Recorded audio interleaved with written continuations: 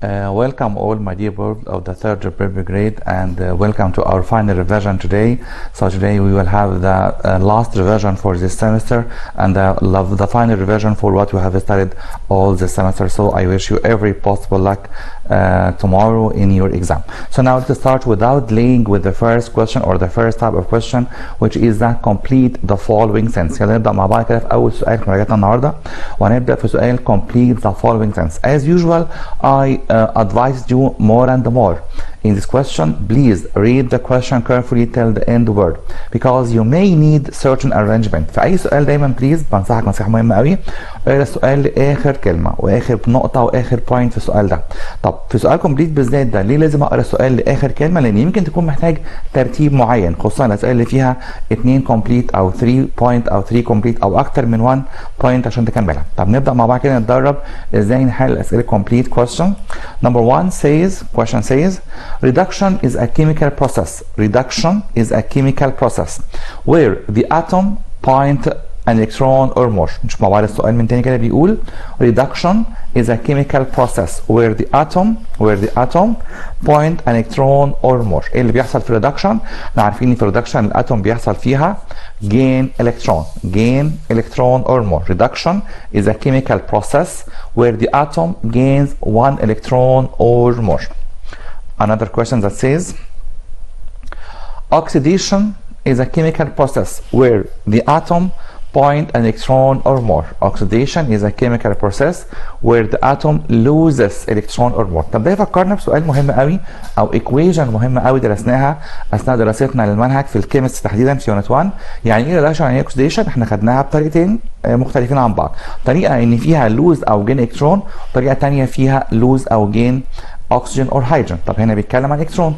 طب نفتكر مع بعض كانت هي معادله واحده بس بتتكلم عن جين الكترون، الرياكشن اللي بيحصل ما بين الصوديوم از ا ميتال والكلوراين از ا نون ميتال. طب نفتكر مع بعض كان بيحصل ايه لو كتبنا كده صوديوم Na 2Na بلس Cl2. طب ليه انا قلت هنا Cl2؟ احنا عارفين ان Cl2 من عيله محافظه، هو والاكسجين والهيدروجين والنيتروجين والفلوراين والكلوراين. ليه طب عيله محافظه؟ ان دايما بيكون داي اتوميك. طب ايه اللي هيحصل؟ Na هيحصل له كومبينيشن مع Cl ويديني NaCl او 2NaCl. طب ايه اللي حصل هنا لل Na؟ حصل له لوز الكترون، واتفقنا ان لوز الكترون معناها اوكسيديشن. لوز الكترون معناها it means oxidation. طب كلوراين معناها او حصل له ريدكشن لان حصل له جين الكترون. اوكي يبقى ريدكشن. عشان كده في السؤالين اللي فاتوا دول قلت ان الاتوم اللي بيحصل لها لوز بيحصل لها عمليه اوكسيديشن، الاتوم اللي بيحصل لها جين بيحصل لها ريدكشن. وبالتالي هنسمي الصوديوم ما دام حصل له اوكسيديشن يبقى هنسميه ريديوسينج ايجنت. ايه ده؟ هو ليه الاسم مختلف كده؟ لان هي فعلا عمليه كده زي بالظبط واحد كسب في ماتش معين او في مباراه معينه يبقى هو خسر التاني، فدايما اللي بيحصل له اوكسيديشن بنسميه ريديوسينج ايجنت. طب اللي بيحصل له ريدكشن اللي هو الكلوراين ده هنسميه ايه؟ هنسميه اوكسيدايزنج ايجنت. زي بالظبط برضو لو واحد خسر هو كاسب التاني واللي كسب هو خسر التاني. اوكي يبقى دايما اللي بيحصل له اوكسيديشن هنسميه reducing agent واللي بيحصل له reduction هنسميه oxidizing agent. So now let's move to a new question of complete the following sentences, and I advise you more and more please read the question carefully till the end word or till the end point.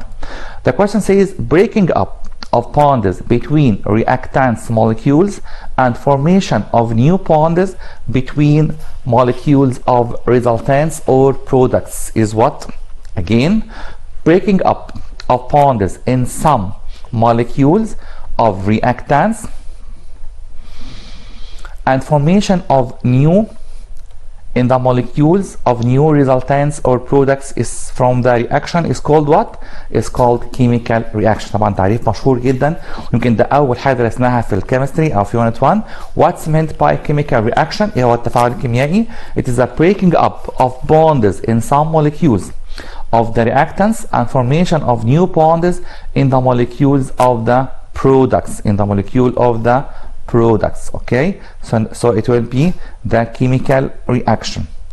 Okay, another question that says The reaction which involves double substitution or exchange occurs between two ions or radicals of two compounds to give two other new compound. هنا الرياكشن مهم قوي. احنا درسنا 3 type of reaction، 3 انواع من الرياكشنات. مين هو الرياكشن اللي بيحصل فيه substitution؟ هو كده السؤال تقريبا نص محلول. طب هو الرياكشن ده اللي كان بيحصل فيه substitution او احلال او تبادل ما بين 2 radicals او 2 ions اسمه ايه؟ هنسميه double substitution reaction. double substitution reaction. طب افكركم برياكشن مهم قوي او equation مهم قوي، example يعني للرياكشن دوت، زي الرياكشن اللي بيحصل ما بين سيلفر نايتريت وصوديوم كلورايد. لو عملت رياكشن بين التو كومباوند دول او التو راديكالز دول ايه اللي هيحصل؟ تعالوا نشوف مع بعض كده. سيلفر نايتريت AgNO3. طبعا قلنا مهم قوي في الكيمستري، ودي حاجه ليك كده يعني في الصيف نعمل براكتس عليها، نتدرب عليها كويس قوي، ان اكون عارف كويس قوي ازاي اكتب كيميكال فورمولا. سيلفر نايتريت AgNO3. طب ليه ما قلتش AgNO3 قلت مثلا؟ لان الAg كان 1 في الفالنس يعني، والNO3 برضه كان 1، فمهم قوي اكون حافظ السامبلز والفالنسي. دي حاجه مهمه جدا، يا ريت ندرب عليها اثناء الفتره الصيفيه عشان لما نطلع ان شاء الله مرحله ثانويه ويكون عندنا ماده مستقله اسمها الكيمستري يبقى عارفين كويس قوي يعني ايه كيمستري. AgNO3 plus NaCl. What would happen in this equation؟ اللي يحصل في الرياكشن ده او في المعادله ديت؟ احنا عارفين ال Na ميتال والسيلفر ميتال، بس مين فيهم is stronger؟ مين فيهم is more active؟ اقوى من التاني. الصوديوم اقوى من السيلفر بكتير جدا، لان هو proceed بيسبقه in the chemical activity series. طب ايه اللي هيحصل؟ ان يضرب الاي زي ما قلنا كده بالبلدي يعني كده، او عشان نقربها شويه يعني كانه هيحل محله، يعمل له substitution او exchange وياخد منه NO3، يبقى NaNO3 بلس ايه اللي هيحصل؟ Ag هياخد الCl يبقى AgCl. واتفقنا ان Ag دوت عباره عن white precipitate راسب ابيض، white PPT راسب ابيض that forms at the bottom of the tube. بيتكون دايما في قاع الانبوبه اللي بيحصل فيها الرياكشن دوت. ده تفاعل نقدر نسميه كده دبل سبستيوشن. طب ليه سميناه كده؟ لان فعلا بيحصل ما بين الاثنين دول دبل سبستيوشن رياكشن، يعني تفاعل احلال مزدوج او تبادل مزدوج. كان الاثنين دول مع بعض بيبدلوا مع بعض الايونز. البوزيتيف ايون ده راح للنيجاتيف ايون ده، والبوزيتيف ايون دوت راح للنيجاتيف ايون ده، وهكذا. كان الاثنين او التو كومباوند دول عملوا عمليه اكستشينج او substitution reaction.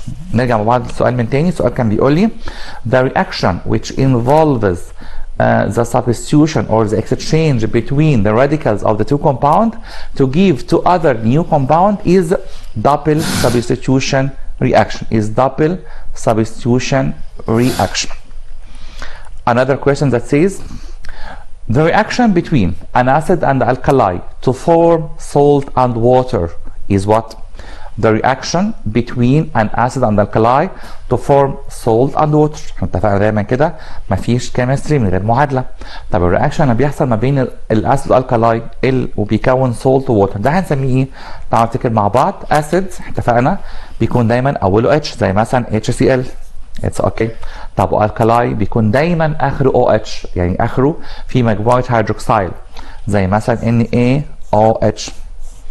هو نفس الفكره فعلا، ده دبل سبستيوشن، لان ايه؟ هيعمل ريبليسمنت او هيعمل سبستيوشن للاتش وياخد منه Cl يديني NaCl بلس H هياخد النيجاتيف ايون التاني اللي هو HOH يعني يبقى ميه. طب ايه اللي حصل هنا؟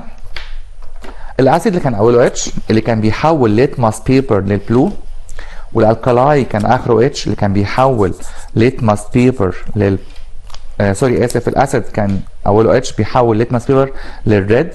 الاسيد دايما بيحمر ليتماس بيبر. الكالاي كان بيزرق ليتماس بيبر. الاثنين اتفاعلوا مع بعض وكونوا حاجتين جداد خالص. ايه هما؟ سولت اللي هو لا بيحمر ولا بيزرق، ووتر او HOH او H2O اللي برضه اللي ما بتعملش اي رياكشن على الليتماس بيبر. عشان كده هنسمي التفاعل ده هو نوع من السبستيوشن، بس هنسميه اسمه مميز شويه، هنسميه نيوتراليزيشن. يعني نيوتراليزيشن يعني تفاعلات تعادل. يعني ايه تعادل؟ كأن بالظبط الاسيد اللي كان بيحمر، الكلايز اللي كان بيزرق، كانوا عكس بعض خالص، كانوا الاثنين في بينهم يعني اوبوزيشن، في معارضه كده او في تضاد ما بين الاثنين. لا الاثنين كده دلوقتي هيكونوا حاجتين جداد خالص ما بيحصلش فيهم اي رياكشن على الليتماس بيبر، عشان كده هنسمي الرياكشن ده نيوتراليزيشن او التعادل. نرجع مع بعض للسؤال من تاني. السؤال كان بيقول لي the reaction between an acid and alkali to form salt and water it will be neutralization او هنسميها تفاعلات التعادل. neutralization او تفاعلات التعادل. Again, the reaction between an acid and alkali to form salt and water is called neutralization. The measuring unit of the absorbed radiation is what? Is a sievert. Sure, it will be sievert. واتفقنا ان النورمال بيرسون، الشخص الطبيعي اللي زينا كده can't bear more than 1 millisieverts per year. ما يقدرش يتحمل اكتر من 1 millisieverts في السنه. طب الشخص اللي ممكن يكون بيتعامل مع راديولوجي او اللي هنسميه راديولوجيست ممكن يتحمل لغايه 20 millisieverts per year، 20 millisieverts per year. طبعا دي واحده مهمه جدا ولازم نعمل كده يعني periodic analysis، تحليل دوري للاشخاص اللي بيشتغلوا في المفاعلات النوويه او في المستشفيات اللي فيها اجهزه بتستخدم اليورانيوم مثلا او اي نوع من الراديشن ممكن يسبب امراض للناس دول. تاني كده السؤال كان بيقول لي the measuring unit of the absorbed radiation is the sievert. At the beginning of the chemical reaction, the concentration of reactants is what percent? Sure, it will be 100%. At the beginning of the chemical reaction, the concentration of the reactants دايما بيكون كده في بداية أي تفاعل كيميائي تركيز المواد المتفاعلة الرياكتانس بيكون 100%. طب تركيز الريزلتانس أو النواتج أكيد هيكون 0%. ده غالبا هو السؤال اللي جاي، فعلا هو السؤال اللي جاي فعلا. At the beginning of the chemical reaction, the concentration of the products is what percent? Is 0%. يبقى دايما في اي رياكشن في البدايه خالص في اول التفاعل بيكون الرياكتانس 100% والبرودكتس 0%، ومع مرور الوقت الاثنين بيحصل لهم عمليه عكسيه.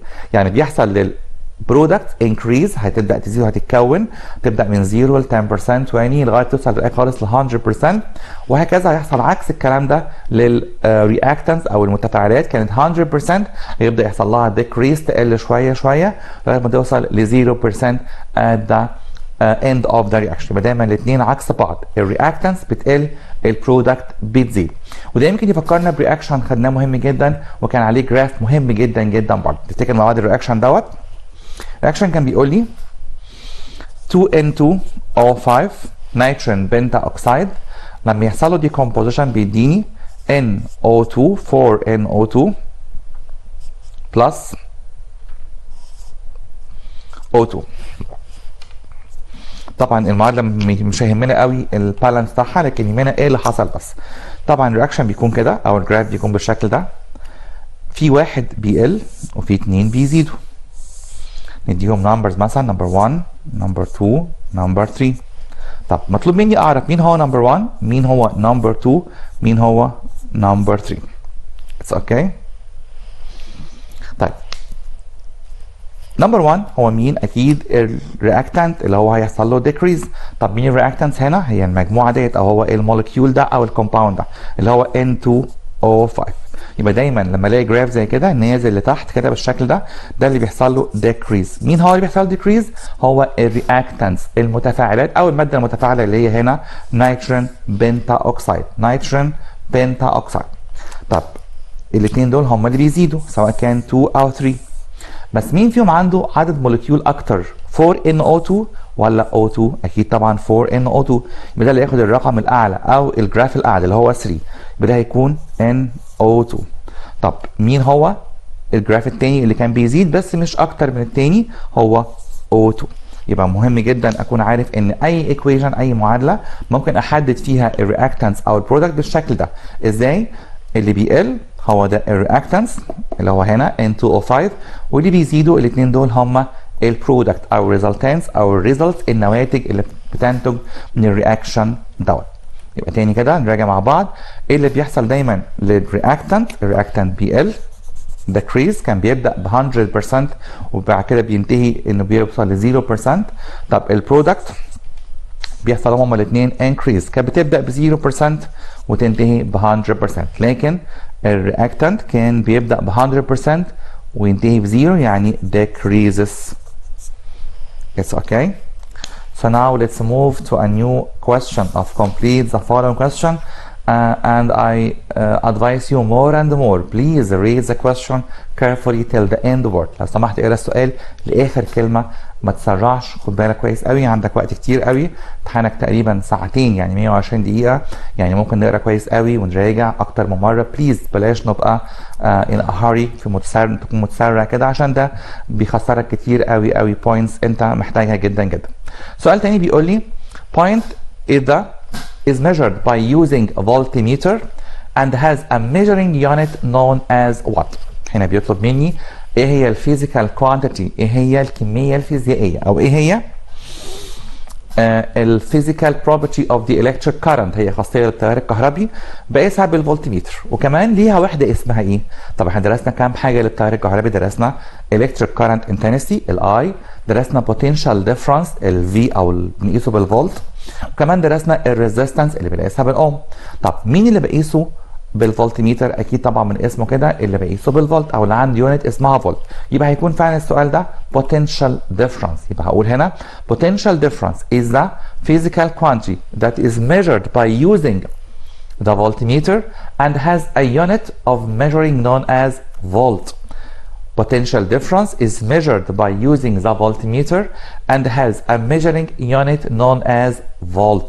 Again, potential difference is measured by using the voltmeter and has a unit of measuring volt. طب لو السؤال اتغير شويه كده وقلت مين هي اللي بقدر اقيسها بالفولتميتر غير البوتنشال ديفرنس، طبعا هنفتكر مع بعض حاجه مهمه قوي، ودي خاصه بالباتريز بس او الدراي سيلز، اللي بنسميها electromotive force او بنسميها كمان EMF. الEMF او electromotive force او القوة الدفعة الكهربية هي اللي بقدر اقيسها بالفولتميتر، زيها بالظبط زي البوتنشال difference. Again, potential difference or electromotive force is measured by voltmeter and has a unit of measuring known as volt.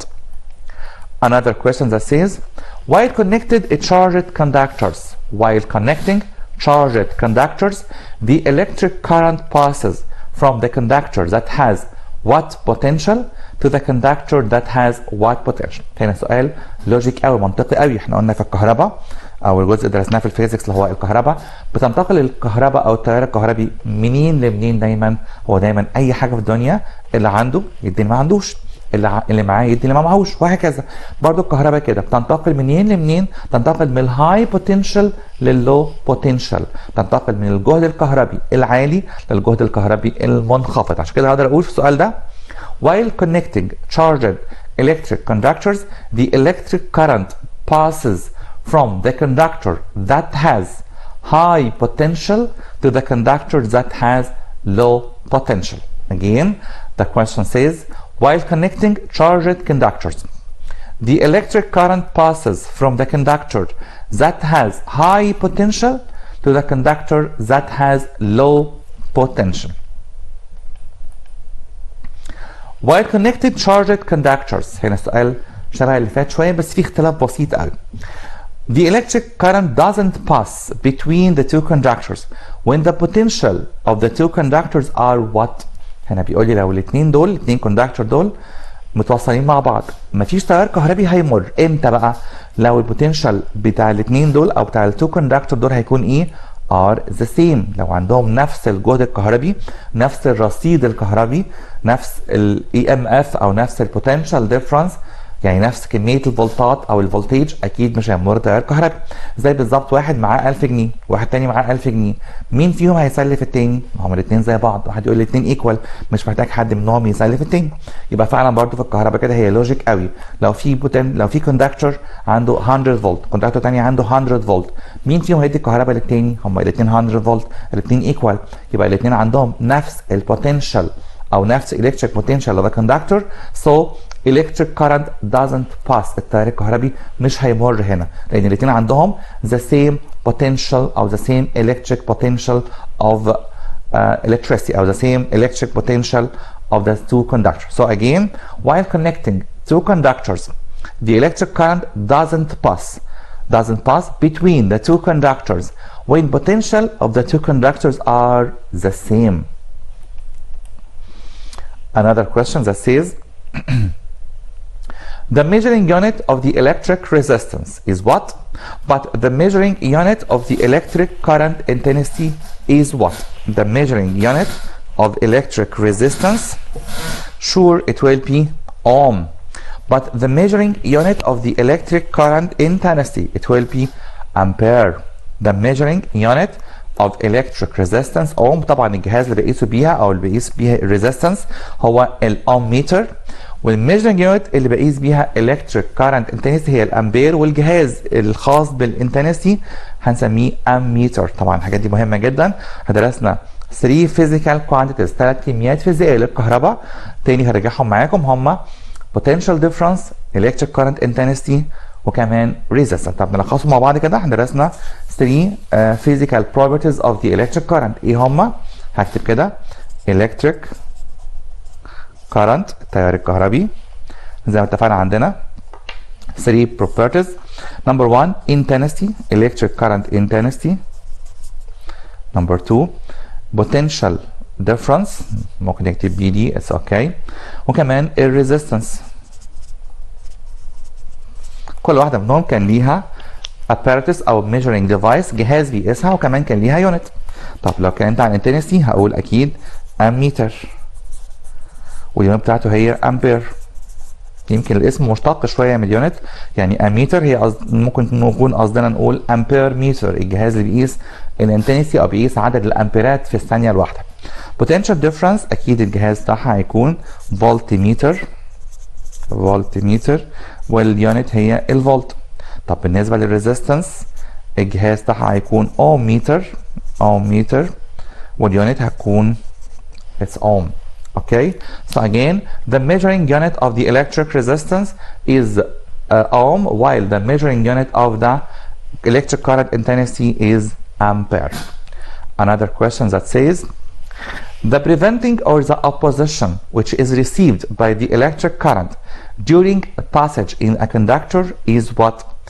The preventing هنا بيقصد بيها الممانعة أو المعاكسة اللي بتقابل التيار الكهربي أثناء مروره في المواصلات الكهربية. هو التيار الكهربي في حاجة بتعوقه شوية، من اسمها كده هنسميها المقاومة الكهربية أو هنسميها electric current resistance، هنسميها electric current resistance أو المقاومة الكهربية. The preventing or the opposition which is received by the electric current during the passage in a conductor is the resistance أو المقاومة الكهربية. نروح لاخر يونت درسناها، يونت 4 اللي كانت بتتكلم عن الهرمونز. سؤال منها مهم قوي، بيقول لي thyroid gland secretes two hormones which are what and what. طب نفتكر مع بعض يعني ايه thyroid gland؟ الغده الدرقيه اللي موجوده في الرقبه، اللي موجوده هنا في المكان ده around the trachea، يعني موجوده كده حوالين القصبه الهوائيه. هي كانت تو لوبس عباره عن فصين، وبتفرز هرمونين يمكن مش مرتبطين ببعض قوي، يمكن هرمونين بعاد عن بعض شويه في الفانكشن او في الوظيفه، لكن الاثنين بيخرجوا او بيفرزوا من الثايرويد جلاند. طب الهرمونين دول اسمهم ايه؟ واحد كان اسمه من اسمها كان اسمه ثايروكسين، وده كان مسؤول عن الفود لايبريشن انرجي، انه يروح يحرق الاكل اللي جوه جسمنا ويدي طاقه. طب واحد تاني كان اسمه كالسيتونين، وده من اسمه كده مسؤول عن يعني بيعمل بريزيرف للكالسيوم ليفل ان ذا بلاد، او كنترول بيتحكم في وجود الكالسيوم في الدم، وكمان الفوسفورس الكالسيوم، وكمان الفوسفور اللي في الدم، يعني بينظم وجود الكالسيوم اللي في الدم. يبقى معنى كده ان الثايرويد جلاند تفرز هرمونين هما كالسيتونين وثايروكسين. اجين ثايرويد جلاند الغده الدرقيه secretes two hormones which are thyroxine and calcitonin. Thyroxine and calcitonin.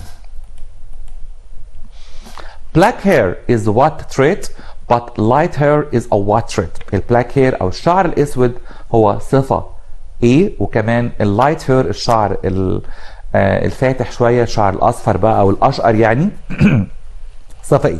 طبعا I'm sorry. احنا عارفين البلاك هير هو الدومينانت تريت، صفه سائده، لكن اللايت هير هو صفه ريسيسيف، صفه متنحيه. black hair is a dominant trait. black hair is a dominant trait. but white hair او light hair، الشعر الفاتح او الاشقر او الاصفر يعني، اللي هو الشعر الاوروبي غالبا، ده بنسميه recessive trait او صفه متنحيه. black hair is a dominant trait but light hair is a recessive trait. Point is scientist who is the father of genetics. مين هو العالم اللي نقدر نسميه كده مؤسس علم الجينيتكس او الرائد في علم الجينيتكس؟ طبعا هو جريجور ماندل، الراهب العظيم اللي اسس علم الجينيتكس، واللي قال لنا او حط لنا قوانين لغايه دلوقتي ماشيين عليها كويس جدا للوراثه، وعرفنا يعني ايه كلمه جينيتكس او كلمه جينز او كلمه وراثه. Again, Mendel or Gregor Mendel is the scientist who is the father of genetics. Again, Gregor Mendel is the scientist who is the father of genetics. Point hormone liberates energy necessary for the body from food stuff. مين هو الهرمون اللي بيحرر الطاقة الضرورية للجسم من الأكل؟ لسه قايلينه حالا، هو هرمون الثايروكسين اللي بيفرز أو اللي بيشتق من غدة اسمها ثايرويد جلاند أو الغدة الدرقية اللي موجودة في الرقبة. Again, thyroxine hormone liberates energy necessary for the body from food stuff. Now let's move to another type of question which is the correct the underlined word. دلوقتي هنتكلم عن سؤال تاني خالص هو correct the underlined word. هنا في السؤال ده بليز بقى نصيحة مهمة قوي، أنا بطلب منك تعمل correct للكلمة اللي عندها underline بس. طب بسمع السؤال ده من طلبة كتير قوي، هو ممكن يا مستر نصحح السؤال بطريقة تعجبنا؟ لا، أنا بطلب منك هنا correct the underlined word. مش بقول لك put right or wrong او correct the following sentence، الموضوع مش مفتوح بالنسبه لك، انا بقول لك correct لحاجه محدده، يعني certain word، كلمه محدده او كلمه معينه. زي مثلا السؤال دوت لما بيقول لي the reaction of covalent compound is faster than that of ionic compound. هنا مطلوب مني تحديدا اصحح كلمه faster. طب ممكن اغير كلمه covalent و ionic؟ هو ممكن لو السؤال ده كان correct او بوت رايت ورونج وخلاص، يعني كان سؤال كده open، بيسموه كده open question، سؤال مفتوح يعني تقدر تجاوبه باي طريقه تعجبك. لكن هنا انا بقول لك السؤال ده please correct the underlined word. فعشان كده واحنا بنصحح تبقى بنواجه مشاكل كتير جدا مع بعض الاوراق الطلبه، ان ممكن جدا الطالب يكون بيصحح بالطريقه اللي هو عايز يصحح بيها. لا بليز، انا بقول لك correct the underlined word، مش اي كلمه بصححها الا تحتها خط فقط لا كده. ويمكن في سؤال تاني اتدربنا عليه قبل كده، يمكن حتى اتدربنا عليه كمان في بريب 2، كان سؤال بيقول لي correct the following sentences without changing the underlined word. ساعات بيجي سؤال من النوعيه ديت ان يكون في جمله وفي كلمه تحتها خط، انا بقول لك صحح الجمله من غير ما اغير تحتها خط. لكن طبعا السؤال ده هنا انا بطلب منك تصحح تحتها خط او correct the underlined word. طب هنا السؤال كان بيقول لي the reaction of covalent compound are faster than of the ionic compound. الرياكشن اللي في الكوفالنت بيكون اسرع من الايونيك. طبعا احنا عارفين كويس الايونيك هو الاسرع، عشان كده هقدر اقول له ان الكوفالنت هيكون slower than the ionic. طب give reason، لو حاولنا السؤال ده لشكل give reason، لو قلت لك كده give reason the reaction of ionic is faster but the reaction of covalent compound is slower. تعال نكتب مع بعض السؤال كده نشوف نحله ازاي. give reason the reaction of ionic compound. طبعا ممكن يبقى سؤالين في نفس الوقت يعني. of ionic compounds are faster than covalent. ليه الرياكشن بتاع الايونيك بيكون اسرع من الكوفالنت؟ هقدر اقول له because ionic can decompose، تقدر تتحلل into ions but covalent، لكن الكوفالنت can't، ما بتقدرش تكون can't form ions. يبقى الفكره كلها في تكوين الايونز. الايون دي هي اللي بتخلي التفاعل اسرع شويه او اسرع من الكوفالنت كومباوند. عشان كده اقدر اقول ان الكوفالنت كومباوند المركبات التساهميه هي عندها تفاعل بطيء شويه. طب ليه؟ لان ما بتقدرش تعمل ايون. لكن الايونيك كومباوند التفاعل بتاعها سريع شويه. طب سريع ليه؟ عشان بتقدر تعمل ايونز، تقدر تعمل ايون بسرعه جدا في الرياكشن، وده اللي بيخلي التفاعل اسرع شويه. Another question that says، سؤال تاني برضه بيقول لي the thyroxine hormone، هرمون الثيروكسين control the sugar level in the blood. معلش هنا السؤال ده فيه غلطه، طبعا هو مين هرمون اللي بيتحكم في السكر اللي في الدم؟ طبعا هو هرمون الانسولين، انسولين مش الثيروكسين. The glucagon hormone controls the calcium level in the blood. لسه برضه كنا بنتكلم عنه حالا من دقايق. مين هو الهرمون اللي بيتحكم في كمية الكالسيوم وكمان الفوسفورس؟ لو عايزين نزود يعني كده معلومة أكتر شوية، الكالسيوم اللي موجود في الدم طبعا هو هرمون الكالسيتونين. Again, the glucagon hormone controls the calcium level in the blood. أكيد هيكون هرمون كالسيتونين مش الجلوكاجون، لكن الجلوكاجون ده كان بيتحكم في كمية السكر اللي هتتحرر من الليفر أو الماسلز. The nucleus of each cell carry a complete group of hormones which is responsible for a pair of the hereditary traits. Again, بيقول هي النيوكليوس بتاعت أي خلية فيها عدد كامل من الهرمونات، طبعا الهرمون دي غلط خالص هنا، وده المسؤول عن ظهور الصفات الوراثية أو ظهور الوراثة. طبعا أكيد بتحتوي على مجموعة كروموزومز مش هرمونز. The nucleus of each cell carry a complete group of hormones which is responsible for appearance of hereditary. Sure, it will be chromosome, not hormones. Rate or speed of chemical reaction is increased by decreasing the temperature. Rate or speed of chemical reaction يعني معدل التفاعل الكيميائي بيزيد لما بقلل الحرارة. طبعا موضوع بسيط جدا وسهل جدا.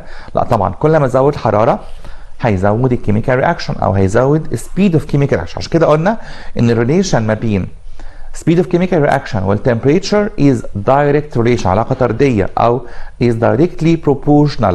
ليه؟ لأن الاتنين بيزيدوا مع بعض. لو ده increase برضه التاني هيكون increase. لو temperature increase speed of chemical reaction برضه increase. Separated ear loop يعني شحمة الأذن المنفصلة is one of the recessive trait in the human being. احنا عارفين كده شحمة الأذن هي المكان اللي ممكن عند الجيرلز أو عند البنات اللي بنحط فيه الحلق. طب الشحمة دي ممكن تكون separated يعني منفصلة عن بقيه جزء الراس دوت او منطقه الراس، وممكن تكون متصله بيها. هنا separated هي الاكثر شيوعا او هي الصفه المنتشره اكتر بين البشر، عشان كده هنسميها dominant trait، صفه سائده. كلمه dominant درسناها في الوراثه ان هي معناها صفه سائده. Separated ear loop is the dominant trait in the human being. The question says again, separated ear loop is one of the recessive trait in the human being. Sure, it will be dominant, not recessive. Attached ear loop شحمة الأذن الملتصقة. هتلاقي كده بعض الناس يمكن هيكونوا مش كتير قوي هلاقي عندهم شحمة الأذن دي بتكون ملتصقة في الجلد الموجود في الجمجمة أو في جلد الرأس. Is one of the dominant trait in the human being؟ طبعا أكيد لأ، دي أكيد هتكون صفة recessive. الصفة الملتصقة أو الإير لوب الاتاتشد شحمة الأذن الملتصقة بتكون recessive not dominant. The hormone which regulates the level of calcium in the blood is insulin hormone. الهرمون اللي بينظم كمية الكالسيوم اللي في الدم هو الانسولين. طبعا لا غلط جدا. احنا عارفين الانسولين دوت هو هرمون بيشتغل على كمية السكر اللي موجودة في الدم.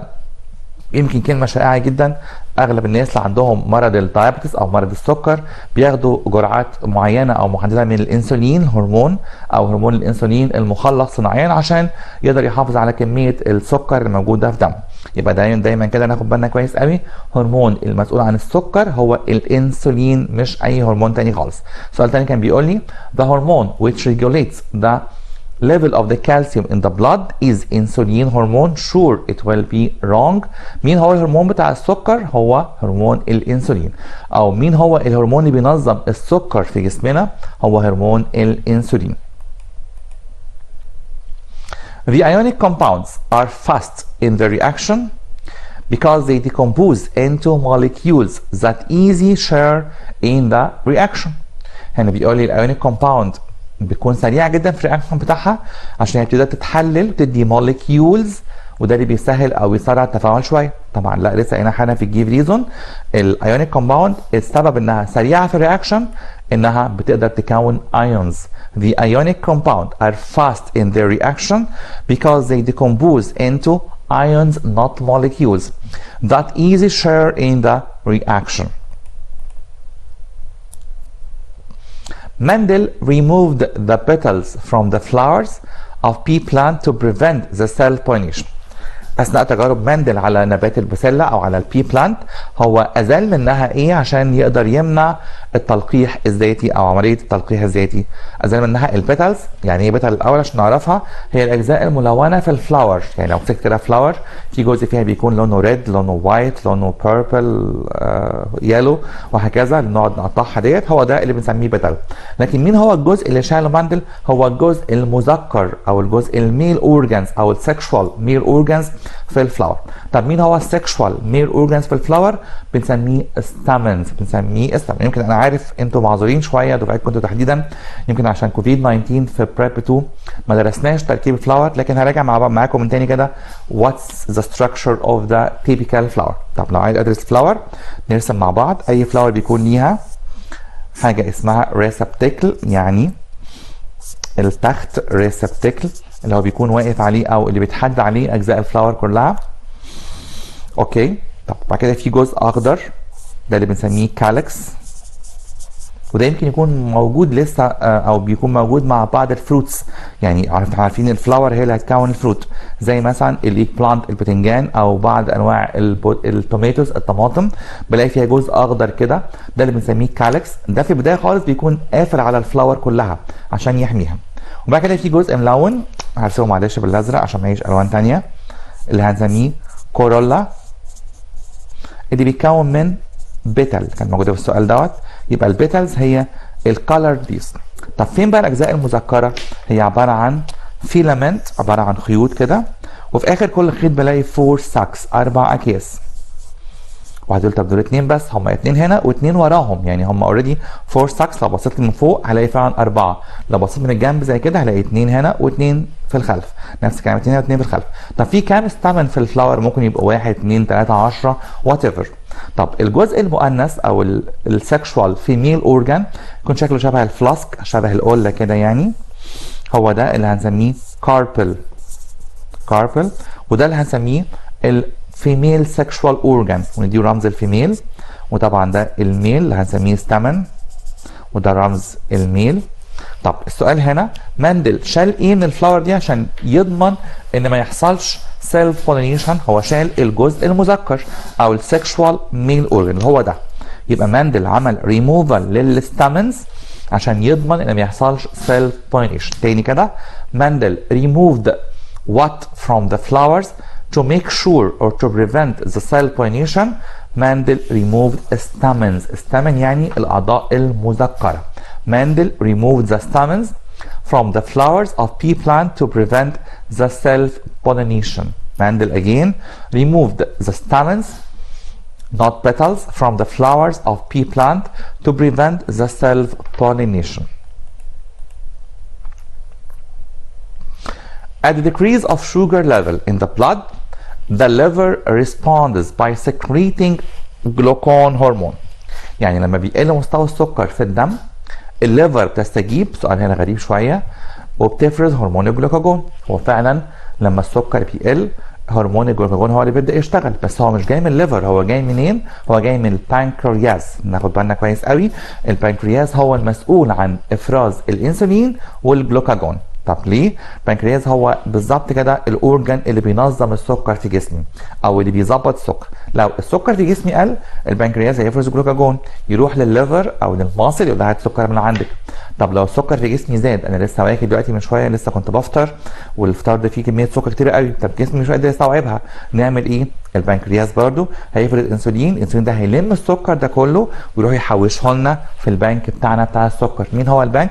اتفقنا احنا عندنا فرعين للبنك ده، هو الليفر الكبد وكمان الماسلز العضلات. عشان كده هرمون الانسولين هرمون مهم جدا لاي شخص عنده دايابيتس او مرض السكر او اللي بنسميه مرض البول السكري. طب نروح لسؤال تاني. السؤال بيقول لي، ده سؤال يمكن كيمستري، نرجع شويه ورا الاول يونت. when we add silver nitrate solution to sodium chloride solution a white precipitate is formed of sodium nitrate. يعني لما بضيف سيلفر نايتريت، طبعا احنا اتفقنا مفيش كيمياء من غير معادله. هو هنا بيقول لي سيلفر نايتريت، نكتب مع بعض سيلفر AgNO3 بلس صوديوم كلورايد NaCl. اتس اوكي. ايه اللي هيحصل؟ لان ايه اقوى من Ag، هيعملوا ريبليسمنت او سبستيوت وياخد الايون اللي معاه، يبقى NaNO3 بلس Ag هياخد الCl AgCl. يبقى اقدر اقول كده AgCl ده هيديني راسب لونه ايه؟ راسب ابيض. يبقى فعلا هو وايت بريسيبيتيت زي ما بيقول لي السؤال كده، بس مش صوديوم نايتريت، هو اسمه سيلفر نايتريت. اسمه ايه؟ سيلفر نايتريت. نرجع مع بعض السؤال من تاني. سوري اسف، سيلفر كلورايد، اسف ام سوري، سيلفر كلورايد. when we add silver nitrate solution، لما بضيف silver nitrate solution to sodium chloride solution a white precipitate is formed of silver nitrate. silver chloride سوري المرة الثانية معلش أنا عكستهم مع بعض. I'm so sorry. when we add silver nitrate solution to sodium chloride solution a white precipitate is formed of silver chloride. silver chloride, not sodium nitrate. Another question is called Mendeleev is considered as one of the founder of hereditary. هنا بيقول لي مندليف هو مؤسس علم الوراثة. ناخد بالنا الاسم متشابه شوية. مندليف ده كان عالم كيمستري، كان هو اللي اول شخص حط التيبل اوف ذا elements. عملنا كده حاجة اسمها بريودك تيبل او جدول دوري للعناصر، درسناه في بريب 2.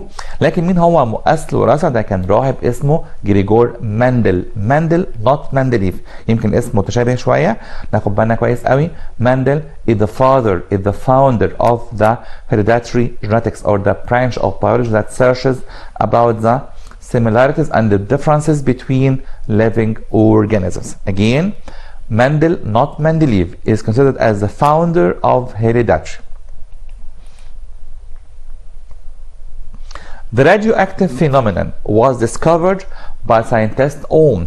مين هو مكتشف الظاهرة الإشعاعية؟ مين أول شخص عرف إن في حاجة اسمها radiation إشعاع أو ظاهرة إشعاعية؟ أكيد طبعا هو هنري بيكرل. هنري بيكرل is the founder, is the discoverer of the radioactive or radioactivity phenomenon. Again, the radioactive phenomenon was discovered by the scientist Ohm. No, it will be Henry Becquerel.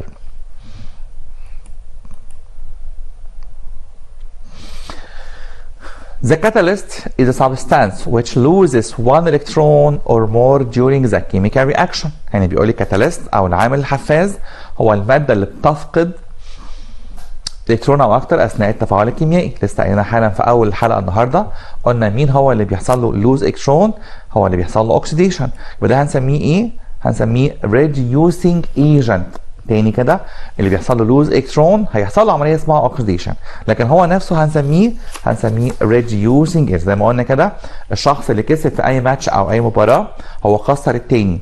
طب الشخص اللي كسب خسر التاني، طب واللي خسر هو كسب التاني. يبقى دايما كده اللي بيحصل له اوكسيديشن هنسميه reducing agent. طب اللي بيحصل له ريدكشن هنسميه oxidizing agent. الاثنين عكس بعض او التسميه هنا مختلفه تماما عن بعض. دايما اللي بيحصل له اوكسيديشن هنسميه reducing agent، واللي بيحصل له ريدكشن هنسميه oxidizing agent. Again, the substance which lose electron or more during the chemical reaction, it will be the reducing agent. But substance which gain electron or more during the chemical reaction, it will be oxidizing agent. In the dynamo, the chemical energy is converted into electrical energy. فالدينامو بيحول الكيميكال انرجي لإلكتريك انرجي. طب نفتكر مع بعض، الدينامو ده كان جهاز بيحول الحركة لكهرباء أو بيحول الميكانيكال انرجي into electric. So the answer will be that in the dynamo, mechanical energy is converted into electric energy. Mechanical energy is converted into electric, not chemical. أما مين كان بيحول الكيميكال لإلكتريك؟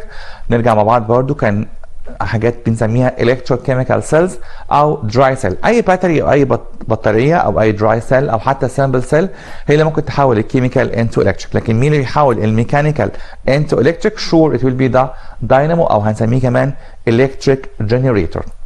So now let's move to another question. In the dry cell، السؤال ده عكس اللي فات بالظبط. في dry cell mechanical energy is changed into electric energy. في dry cell بيحول mechanical into electric. sure not. It will be chemical energy changed into electric energy. Again, in the dry cell, the chemical energy is converted into electric energy. Chemical energy is converted into electric energy. Watson and Crick, scientists, discovered the means of how genes control the appearance of a trait. هنا سؤال مهم قوي بيخدعنا قوي. في 2 علماء دايما او 4 علماء، 2 عكس 2 خالص. هنا بيقول لي واتسون وكريك هم اللي اكتشفوا ازاي الجينز بيؤدي وظيفته في ظهور الصفات الوراثيه المعينه. طبعا لا، هم بدل وتاتوم. امال واتسون وكريك عملوا ايه؟ هم اكتشفوا او عرفوا ان في موديل للدي ان اي. هم عرفونا ان في موديل لدراسه الدي ان اي وهاو او هاو از فورمد او هاو از ذا فورميشن اوف دي ان اي او هاو دي ان اي از فورمد. ازاي بيكون دي ان اي؟ قلنا بيكون من consecutive units اسمها نيوكليوتايد، ويمكن درسها هناخدها بالتفصيل ان شاء الله in secondary stage. ويمكن قلت لكم عنها فكره كده انها هتتكون من 3 main components هم فوسفيت جروب والنيتروجينيوس بيز وكمان الفايف كربون شوجر. والنيتروجينيوس بيز دي قلنا واحده من 4 هي ادينين او ثيامين سيتوزين اند جوانين. ده التركيب البسيط جدا للموديل اوف دي ان اي اللي اكتشفوه لنا واتسون وكريك. لكن مين هم اللي اكتشفوا ازاي الجين بيقوم بوظيفته؟ دول بدل وتاتوم. بدل وتاتوم هم اللي اكتشفوا ازاي الجين how the gene perform their function and in the appearance of the hereditary trait. نقول السؤال مع بعض من تاني. Watson and Crick scientists discovered the means of how gene controls the appearance of a trait. So it will be بدل and تاتوم. بدل and تاتوم. When pancreas stop secreting insulin hormone, the level of glucose sugar decreases in the blood. لما البنكرياس بيتوقف عن افراز الانسولين مستوى السكر في الدم بيقل. طبعا لا، غلط جدا. هو البنكرياس اصلا كان هو اللي بيقلل السكر في الدم، هو اللي بيلم السكر من الدم ويشيله في البنك بتاعنا اللي عنده فرعين هما الليفر والماسلز. يبقى لو البنكرياس ما قدرش يفرز انسولين معنى كده ان السكر هيزيد. يبقى اقدر اقول when pancreas stop secreting insulin hormone the sugar level in the blood او glucose sugar level in the blood increase. طبعا كلمه جلوكوز هي ما تخوفناش ما تهزناش. احنا عارفين ان السكر فيه انواع كتيره جدا، لكن السكر البسيط جدا اللي بيستخدمه جسمنا اسمه جلوكوز شوجر. ده في انواع ثانيه طبعا في حاجه زي سكر اسمه فركتوز سكر الفاكهه، في سكر ثاني اسمه سكروز زي سكر القصب او الموجود في قصب السكر وهكذا. لكن السكر اللي بيستخدمه جسمنا اسمه جلوكوز شوجر. جلوكوز شوجر ده اللي هنسميه سكر الجلوكوز او السكر المستخدم داخل جسم الانسان. Again the question says when pancreas stops secreting insulin hormone the level of glucose sugar decrease in the blood, it will be increase. Estrogen hormone is responsible for male secondary sex character. Estrogen hormone is responsible for male secondary sex character. طبعا اكيد strong. مين هو الهرمون مسؤول عن male secondary sex character؟ هرمونات الذكوره او هرمون الذكوره هو تستوستيرون، هو المسؤول عن ظهور الصفات الجنسيه الثانويه عند الميل او عند الذكور، هو هرمون تستوستيرون. طب امال الاستروجين ده بتاع ايه؟ ده هرمون الانوثه او الهرمون المسؤول عن female secondary sex character، الهرمونات الانثويه عند الاناث او البنات. Again, estrogen hormone is responsible for male secondary sex character. Sure, it will be wrong.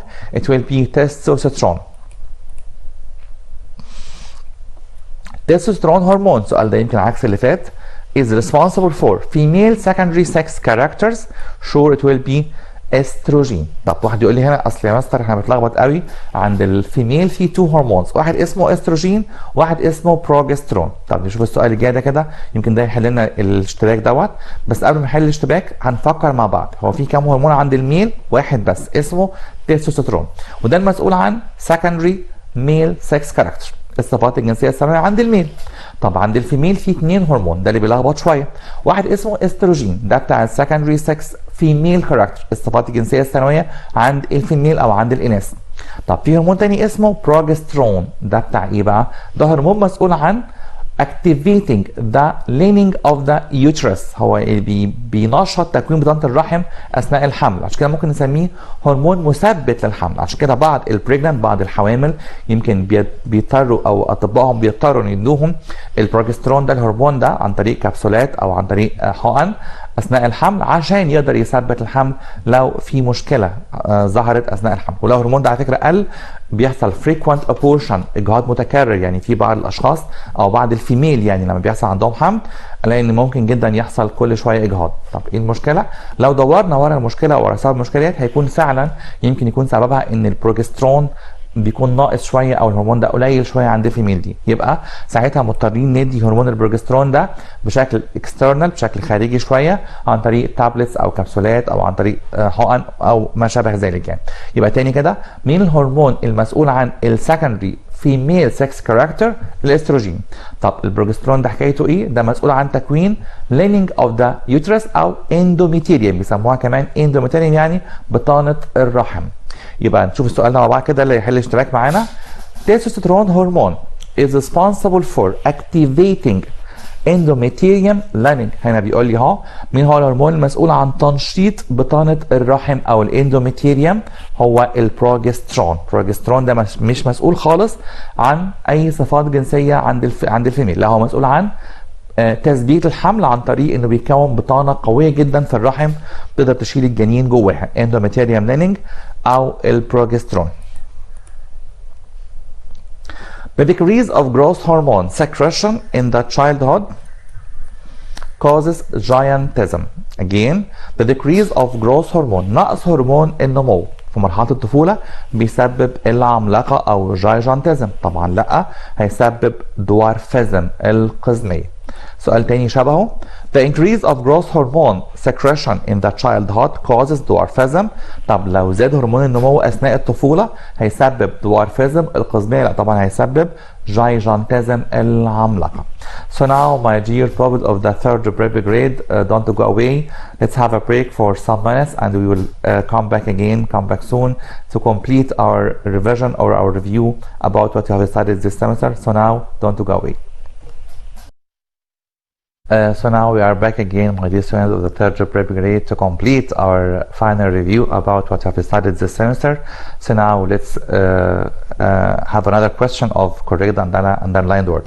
In this question, I advised you before the break, please read the question carefully, especially the underlined word. You are not allowed to correct this question with any word. انت هنا مش مسموح لك تصحح السؤال ده باي طريقه الا الكلمه تحتها خط فقط لا غير. فبليز نقرا السؤال كويس قوي واعرف المطلوب مني تحديدا ان انا هصحح اي كلمه في السؤال مش اي تصحيح وخلاص.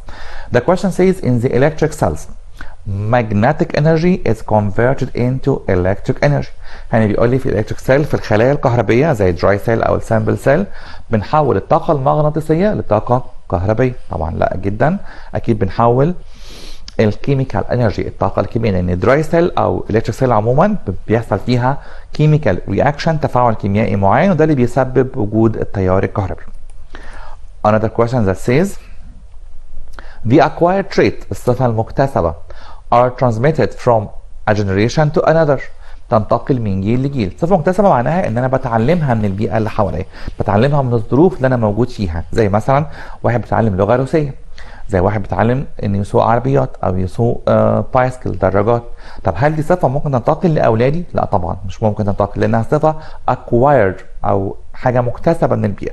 لكن مين اللي بينتقل من جيل لجيل؟ هو اللي بنسميه hereditary trait او الصفات الوراثيه. عشان كده ممكن نقسم التريتس لنوعين اتنين ناخد بالنا منهم كويس قوي. هكتب هنا كلمه traits الصفات، قسمناها لنوعين، نوع اسمه hereditary صفات وراثيه زي مثلا hair color لون الشعر، height الطول، eye color لون العين، skin color لون الجلد، attached or separated ear loop شحمة الأذن الملتصقة أو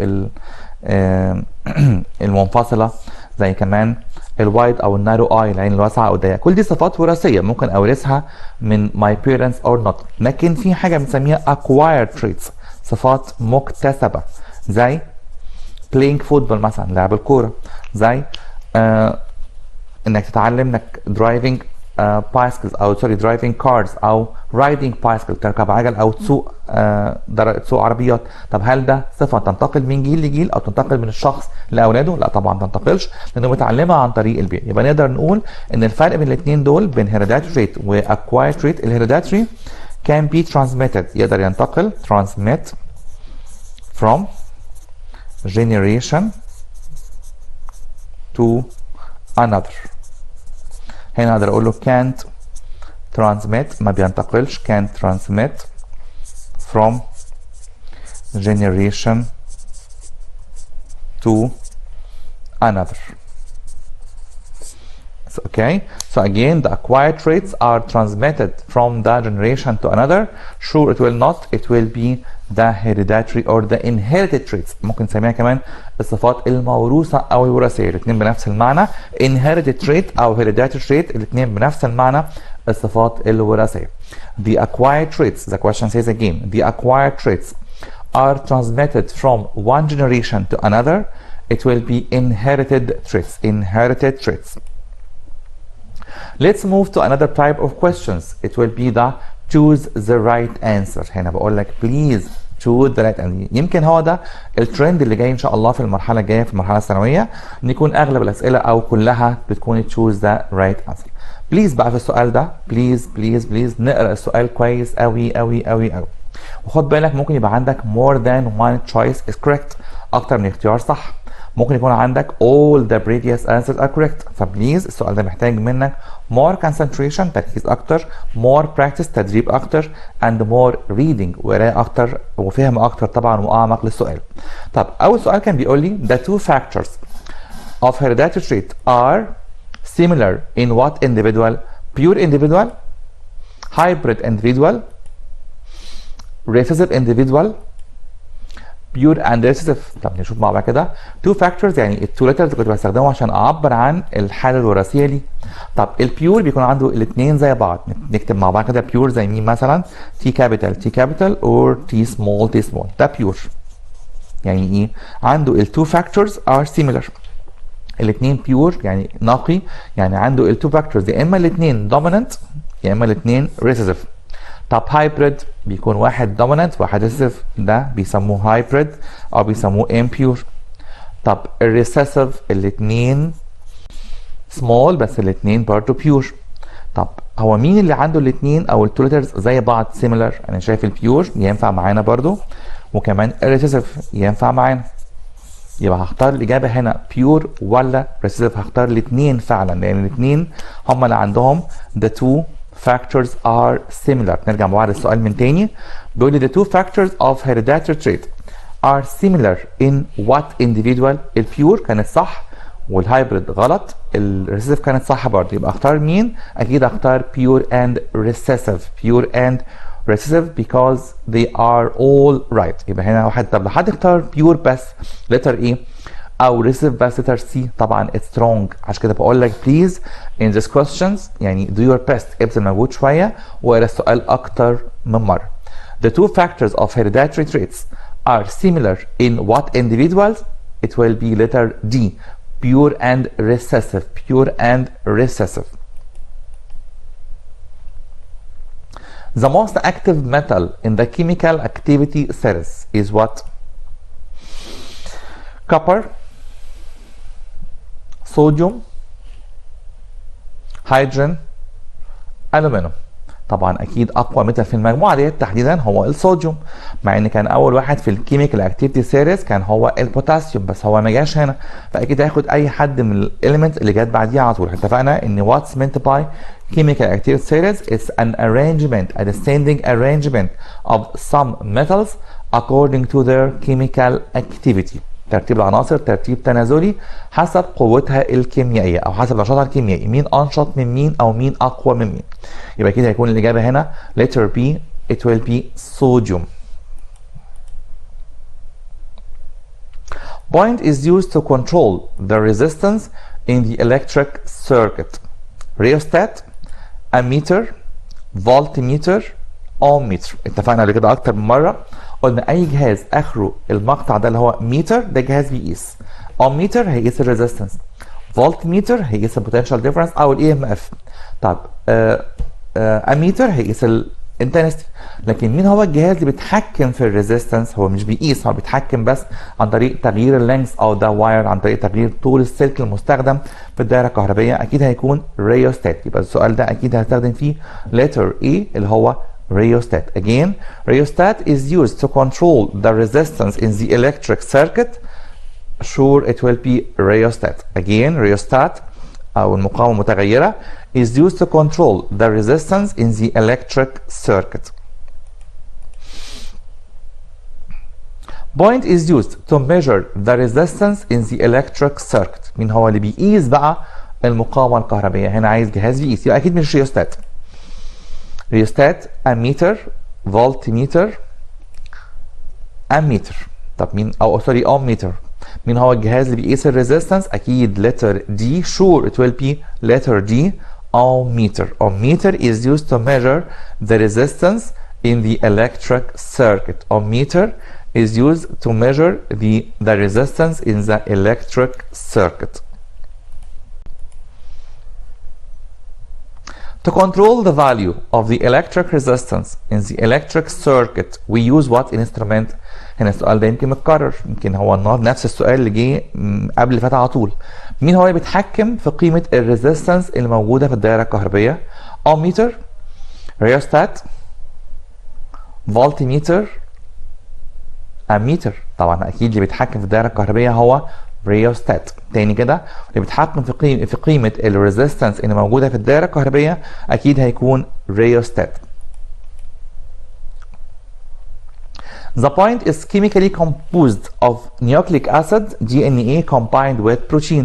مين هو اللي بيتكون من أو بيتكون كيميائيا من DNA وبروتين؟ أكيد هيكون الكروموزوم. طب نشوف كده الاختيارات عندنا: سيتوبلازم، جين، كروموزوم، سيل. طبعا letter C هي الإجابة الأدق تماما. chromosome is chemically composed of nucleic acid called DNA combined with protein. Again, chromosome is chemically composed of nucleic acid DNA combined with protein. Thermal decomposition of copper carbonate gives what? Thermal decomposition of copper carbonate gives copper and water, copper and carbon dioxide, copper oxide and carbon dioxide, copper oxide and water vapor. اتفقنا مليون مرة قلنا مفيش chemistry without equation، مفيش كيمياء من غير معادلة. هو هنا بيقول لي thermal decomposition، انحلال حراري لمين؟ للكوبر كربونات. طب كوبر كربونات كان رمزه CuCO3. لما يتسخن تحل بالحرارة هيديني ايه؟ اتفقنا اي حاجه فيها كربونات بتخرج كربون دايوكسيد CO2، وهيتبقى خدت كده منها O2 خدت C، هيتبقى واحده بس مع Cu يعني كوبر اوكسيد. يبقى هتكون الاجابه فعلا كوبر اوكسيد، كوبر اوكسيد and carbon dioxide. So it will be copper oxide and carbon dioxide letter C. نرجع مع بعض السؤال من تاني. السؤال كان بيقول لي thermal decomposition انحلال حراري للكوبر كربونات gives what؟ gives letter C copper oxide and carbon dioxide. Thermal decomposition of copper hydroxide carbonate gives what? Copper and water, copper and carbon dioxide, copper oxide and carbon dioxide, copper oxide and water vapor. برضه ما ينفعش نحل كيمياء من غير معادلة. هنا كان السؤال بيطلب مني كوبر هيدروكسيد. طب نكتب مع بعض كوبر هيدروكسيد كان CuOH all 2. لما يتحل بالحرارة هيديني ايه؟ اتفقنا ان اي حاجه فيها هيدروكسيد بتخرج ووتر H2O. طب نحسب مع بعض كده. انت عندك هنا OH O2 يعني كانها OH OH، اخدت 2 H وواحده O، هيتبقى O واحده بس مع الكوبر او Cu، يبقى هيديني كوبر اوكسايد and water vapor. carbon and water vapor. So the answer will be the letter D. هتكون الإجابة هنا فعلا letter D اللي هي copper oxide and water vapor. Thermal decomposition of copper hydroxide carbonate. سوري copper oxide بس هنا طبعا في كلمة اللي هي كربونات دي غلط. It will be copper oxide and water vapor. From examples of electrochemical cells. عايز أمثلة من الخلايا الكهروكيميائية. Dry cell, dynamo, rheostat, أو meter. Sure, it will be the dry cell. Letter A, it will be the dry cell. From examples of electrochemical cells, it will be dry cells. From dominant traits in the human being are what? من الصفات السائدة في البشر أو في الإنسان. Smooth hair, الشعر الناعم. Wide eye، العين الواسعة. No dimples، عدم وجود الغمازات. Presence of freckles، وجود النمش. طبعا أكيد هتكون wide eye، العين الواسعة، أو letter B wide eye is from dominant traits in the human being. Again, from the dominant traits in the human being are wide eye. The active metal can replace hydrogen of water which rises and produce what? يعني لما بيحصل كده ان في ميتال اكتيف ميتال معدن نشط بيتفاعل مع الميه زي الصوديوم مثلا. ايه الغاز اللي بينتج من الرياكشن دوت؟ طب نشوف مع بعض كده. ميتال هيدروكسيد، ميتال اوكسيد، ميتال كربونيت، ميتال سلفيت. هو هنا بيقول لي الغاز اللي بيطلع هو فعلا الهيدروجين. طب مين بقى اللي هينتج؟ طب تعالى نجرب مع بعض المعادله. وزي ما اتفقنا مفيش chemistry without equation، مفيش كيمياء بدون معادله. لازم اكتب معادله عشان اعرف انا بشتغل ازاي. هنا بيقول لي اكتب ميتال فور اكزامبل مثلا زي ان ايه.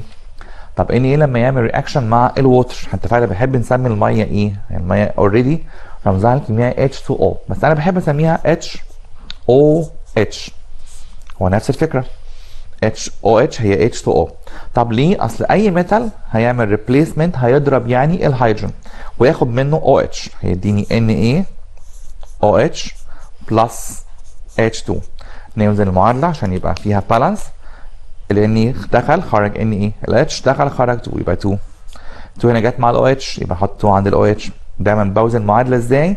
ان بكتب النمبرز بره الكومباوند، هنا او هنا او هنا او هنا، ما ينفعش اكتب جوه الكومباوند زي هنا مثلا. طب لان هي عندها 2 حط كمان 2، كده المعادله بقت بالانسد موزون. طب لما ال Na عمل ريبليسمنت للهيدروجين خرج فعلا الهيدروجين جاز، ومين بقى اللي اتكون؟ NaOH. يعني ايه؟ يعني ميتال هيدروكسيد، ميتال hydroxide, metal hydroxide. So it will be metal hydroxide. So again the answer will be that when the active metal, لما the active metal can replace the hydrogen of water and replace the hydrogen of water which rises and produce metal hydroxide. So the answer will be letter A, metal hydroxide. At the beginning of the reaction, percentage of reactants concentration equals what? السؤال ده متكرر كتير قوي النهارده. في بداية أي رياكشن بيكون تركيز الرياكتانس 100%، 100% ولا 50% ولا 0% ولا no correct answer. Sure it will be 100%. 100% بيكون تركيز reactants at the beginning of the reaction.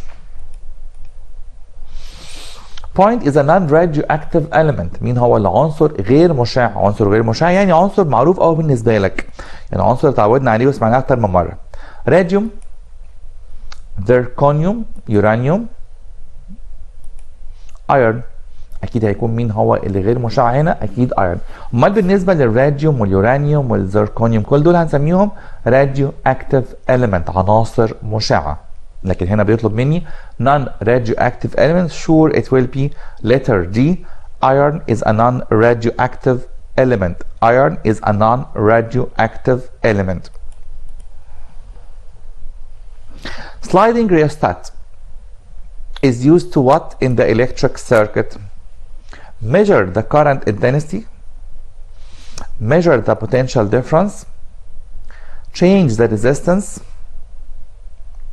measure the electromotive force. طبعا عارفين sliding rheostat وظيفتها الرئيسيه انها تغير الريزيستنس مش تقيس حاجه خالص. اتفقنا اي جهاز بيقيس بيكون دايما اخره المقطع او السافكس متر. كلمة سافكس يعني مقطع نهائي يضاف للكلمة عشان يدي معنى جديد ليها، زي مثلا اميتر، فولتميتر، اوميتر، باروميتر يمكن درسناها في بريب 2 السنة اللي فاتت وهكذا. يبقى الريوسات هنا وظيفته انه مش بيقيس حاجة خالص في الدائرة الكهربائية، ليه وظيفة واحدة بس، انه بيغير او بيتحكم في الريزيستنس of the electric current. So it will be letter C, change the resistance. Again the question says sliding rheostat is used to what in the electric circuit? It will be used to change the resistance. Change the resistance. Point hormone regulates calcium level in the blood. مين هو اللي بينظم كمية الكالسيوم في الدم؟ كالسيتونين ولا سايروكسين ولا انسولين ولا ادرينالين؟ Sure it will be calcitonin, letter A. Again, calcitonin hormone is used or regulates the calcium level in the blood. Point hormone is hormone of emergency. مين هو الهرمون اللي خاص بالطوارئ او بنسميه كده هرمون of emergency؟ هرمون المواقف الصعبة، الهرمون اللي جسمي بيفرزه عشان يقدر يواجه أي موقف صعب، زي مثلا fear الخوف، worry القلق وهكذا. مين الهرمون ده اللي بيواجه المواقف الصعبة اللي بيخلينا كده نبذل طاقة أكتر؟ بيروح للهارت يقول له ادينا كمية بلد أكتر، يروح لللانجز اتنفسي أكتر أو أسرع عشان يكون في more liberation of energy، في طاقة أكتر في الجسم، فنواجه الموقف الصعب ده. زي مثلا فور اكزامبل لو حد شاف تعبان هيجري بسرعة جدا. طب في الحالة دي ايه الهرمون اللي افرز داخل جسمه؟ هو هرمون الادرينالين. ادرينالين هرمون is the hormone of emergency، هو هرمون الطوارئ. Again, adrenaline hormone is the hormone of emergency. Is the hormone of emergency. So the answer will be letter D. الانسر هيكون هنا letter D. Adrenaline hormone is the hormone of emergency.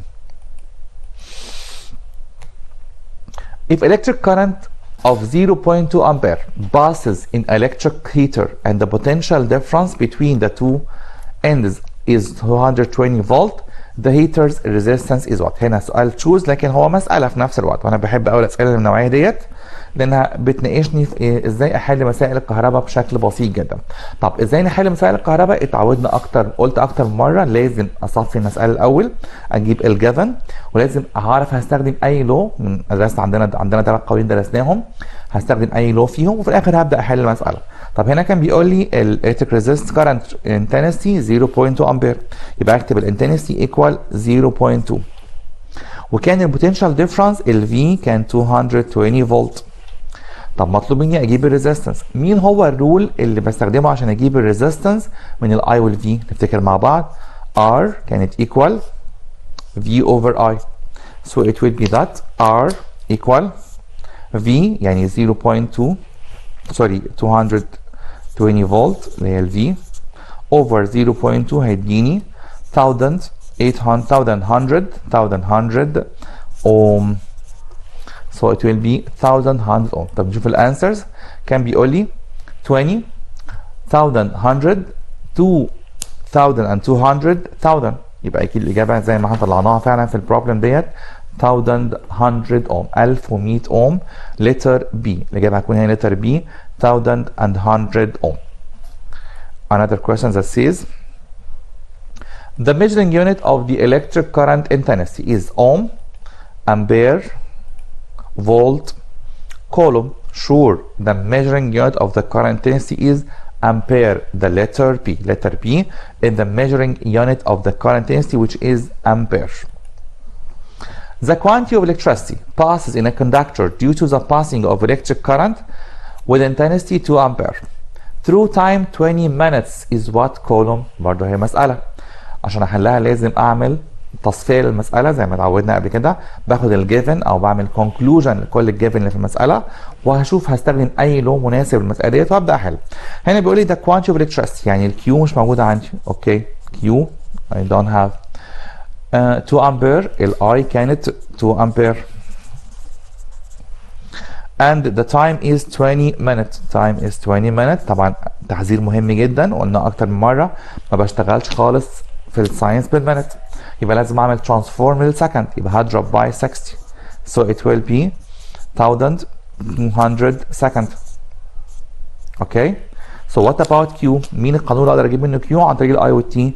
كان في رول مهم قوي، كان بيقول لي I equal Q over T، بس انا عايز Q، يبقى Q equal what؟ I by T cross multiplication, so it will be Q equal I by T. I what? I here is 2 ampere, T equal 1200, so it will be 2400 or 2400 sorry column. 2400 column. So now let's see the answers. نشوف مع بعض الإجابات. 10 column, 20 column, 40 column, 2400. طبعا الإجابة أكيد هتكون letter D. letter D 2400 column. 2400 column. is used to measure the electric resistance of a conductor. مين هو اللي بيقيس ال resistance of a conductor؟ ammeter, ohmmeter, voltmeter, rheostat. طبعا شور الجهاز اللي بيقيس ال resistance هو ohmmeter letter B. So again, ohmmeter is used to measure the electric resistance of a conductor. Point is the hormone which is responsible for appearing of the male secondary sex characters. مين هو الهرمون المسؤول عن ظهور الصفات الجنسية الثانوية عند الميل أو عند الذكور؟ انسولين، استروجين، تستوستيرون، بروجسترون. احنا قلنا اكتر مره عشان ما ننساهوش، هو هرمون مشتق من التستز القصتين، يبقى هو هرمون اسمه تستوستيرون. تستوستيرون letter C is a hormone which is responsible for appearing of the male secondary sex characteristics. Again, testosterone is the hormone which is responsible for appearing of the male secondary sex characters. Point apparatus is used for measuring the electric current intensity. مين هو الجهاز اللي بيقيس electric current intensity أو الآي يعني؟ ohmmeter, voltmeter, ammeter, rheostat. مين هو الجهاز اللي بيقيس electric current intensity أو I اللي هي I equal Q over T؟ أكيد هيكون ammeter. ammeter letter C is the apparatus which is used to measure the electric current intensity. The electric current intensity. Point apparatus is used for measuring the electric potential difference. مين هو الجهاز اللي بيقيس electric potential difference؟ Sure, it will be ohmmeter, voltmeter, ammeter, rheostat. طبعا potential difference أو حتى كمان EMF electromotive force هيكون voltmeter. Voltmeter is the apparatus which is used for measuring the electric potential difference. Electric potential difference. Point apparatus is used for measuring the electric resistance. مين هو الجهاز اللي يقيس الريزيستنس؟ السؤال ده اتكرر كتير قوي النهارده، يعني كده هو سؤال مهم بجد. ohmmeter ولا voltmeter ولا ammeter or rheostat؟ طبعا اكيد هيكون ohmmeter. ohmmeter هو الجهاز اللي بيقيس electric resistance. electric resistance is the apparatus which is used for measuring the ohmmeter is the apparatus which is used for measuring the electric resistance. All of the following are factors affecting in the rate of chemical reactions except. يعني كل الحاجات اللي جايه دي هي عوامل بتأثر في التفاعل الكيميائي إلا مين؟ concentration of reactants تركيز المتفاعلات، nature of reactants تركيز أو طبيعة المتفاعلات، nature of product طبيعة النواتج، temperature of the reaction. طبعا sure the nature of product، لان احنا في الرياكشن دايما كل شغلي على الرياكتنتس المتفاعلات هي اللي بقدر اتحكم فيها، لكن البرودكتس ده اللي هينتج لسه ما اعرفش عنه اي حاجه. يبقى all the following are factors affecting in the rate of chemical reaction except the nature of product. يعني اقدر ازود التفاعل الكيميائي عن طريق concentration، عن طريق temperature، عن طريق nature of reactant، زي مثلا لما قلنا انواع البوند او السيرفيس اريا. لكن طبعا nature of product هو فاكتور ما بيأثرش خالص على سرعه التفاعل الكيميائي. يبقى again all of the following are factors affecting in the rate of chemical reaction except letter C nature of products. Nature of products is not a factor that affect the rate of the chemical reaction. Clear lime water turbid on passing what gas through it? Clear lime water turbid on passing what gas through it? Sure nitrogen dioxide, sulfur dioxide, carbon dioxide. A and B are correct. طبعا هو جاز واحد بس اللي بيعكر اللايم ووتر او اللي بيحولها لتربد او ميلكي هو carbon dioxide gas. Carbon dioxide gas. If copulation occurs between two individuals, both of them are hybrid, and 200 members resulted from this copulation, then the hybrid members produced may be what individual? 50, 100, 150, 200. طبعا دي مسألة وراثة، وتعودنا عشان نحل أي مسألة وراثة ليها ستيبس. أول خطوة هي البيرنتس، نكتب مع بعض البيرنتس. الخطوة الثانية هي الجاميتس، الثالثة هي F1 أو الجيل الأول. طب أول خطوة بصراحة هي أهم خطوة فيهم كلهم. ليه؟ أنا عايز أحدد البيرنت دول كان ايه التركيب الوراثي بتاعهم، كان شكلهم ايه. وهنا قال لي الاثنين كانوا هايبريد. الاثنين كانوا هايبريد يعني الاثنين كانوا مهجنين. طيب هايبريد يعني عنده فاكتور دوميننت وفاكتور ريسيسيف، فاكتور كابيتال وفاكتور سمول. يبقى الاثنين كانوا تي كابيتال مثلا، تي سمول، تي كابيتال، تي سمول. طب سؤال بسمعه كتير قوي من الطلبه، هو يا مستر ينفع استخدم اي حرف؟ اوكي براحتك خالص، بس بليز ابعد عن الحروف اللي عندها كابيتال زي السمول. زي مثلا حرف الاس، حرف وحش جدا. ليه؟ اصل اس كابيتال شبه السمول فممكن تتلخبط بينهم لو انت مش واخد بالك من الحجم. لا دايما اختار حروف تكون الفرق بينهم واضح شويه، زي التي كابيتال، تي سمول، ام، ان، ار. في حروف كده بتبقى الكابيتال فيها ليه شكل تاني غير السمول فاقدر استخدمها بسهوله جدا. طب كده اتعلمت ازاي احط البيرنتس لان هو قال الاثنين هايبريد.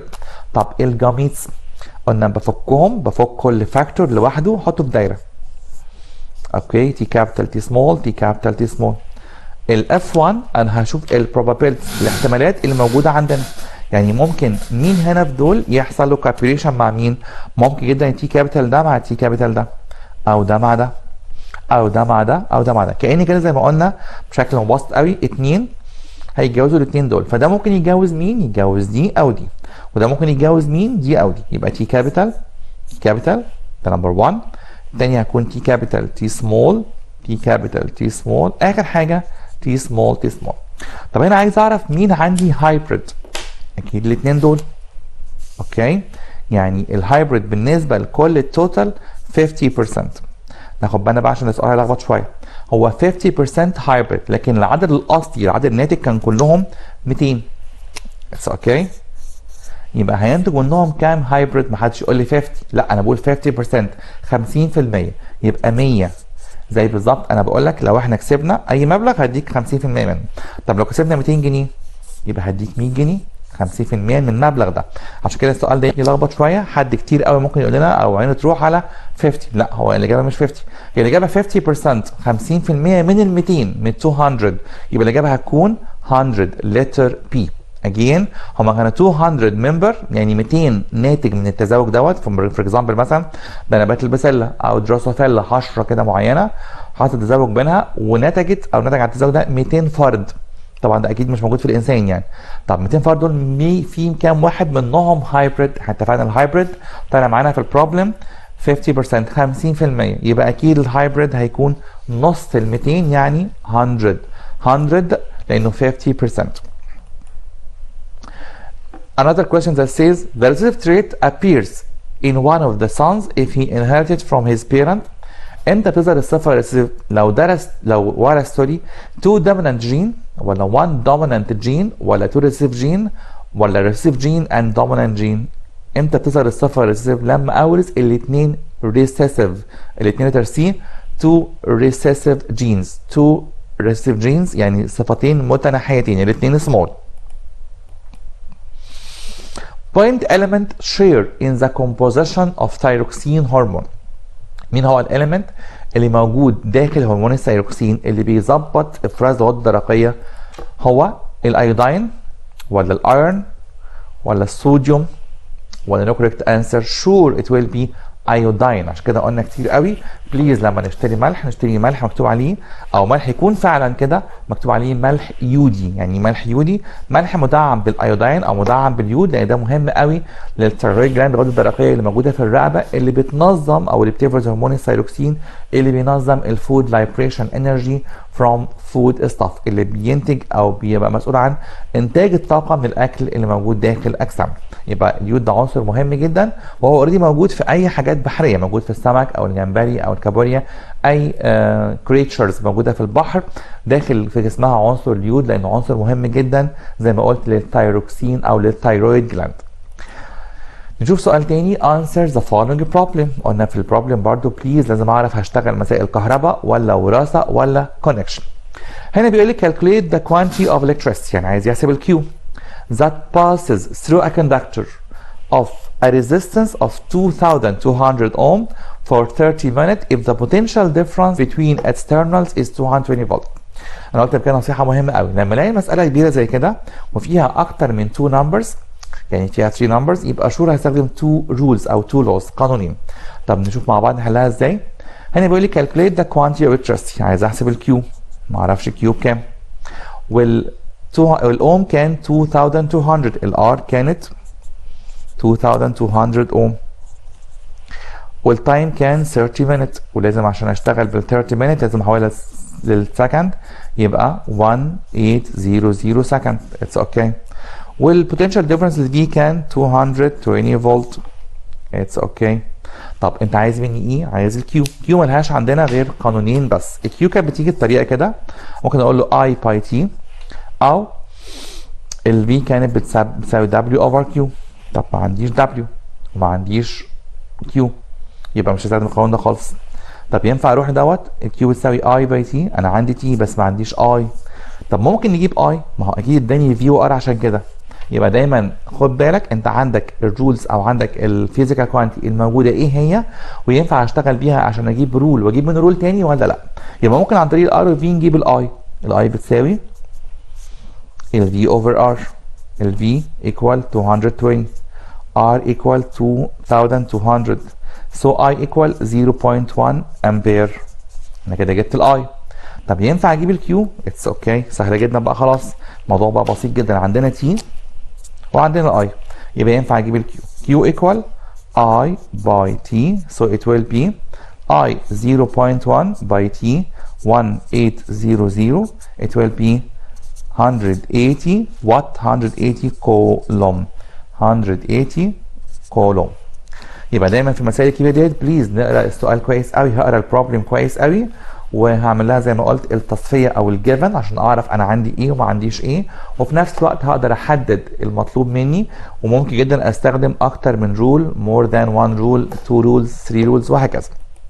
طب نقول سؤال تاني في الوراثه برضه، بيقول لي explain on genetic basis، اشرح على اسس وراثيه the properties of the generation produced from cell pollination، تلقيح ذاتي، تلقيح ما بين ال 2B plants يعني، that has a hybrid yellow seeds known that dominant gene is symbolized by the letter Y and recessive gene is symbolized by the letter Y small. Mention the ratio of the produced individuals. طيب هنا مطلوب مني اشتغل مسألة وراثة على نباتين بسلة والاثنين كانوا hybrid yellow، وهو يعني بصراحه حل لي المساله كده او نصها تقريبا، انه اداني الليترز اللي هشتغل بيها.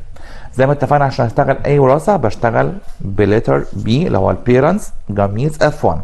البيرنتس هنا كانوا هايبريد، يبقى هستخدم واي كابيتال واي سمول واي كابيتال واي سمول. طب ليه؟ انت قلت لي هايبريد يعني مهجن، يبقى عنده جين دوميننت وجين ريسيسيف، جين كابيتال وجين سمول. نكتب كده مع بعض واي كابيتال واي سمول. دايما بليز نخلي الكابيتال كده والسمول كده، فعلا الشكل ده هيريحنا جدا في الكتابه. واي كابيتال واي سمول.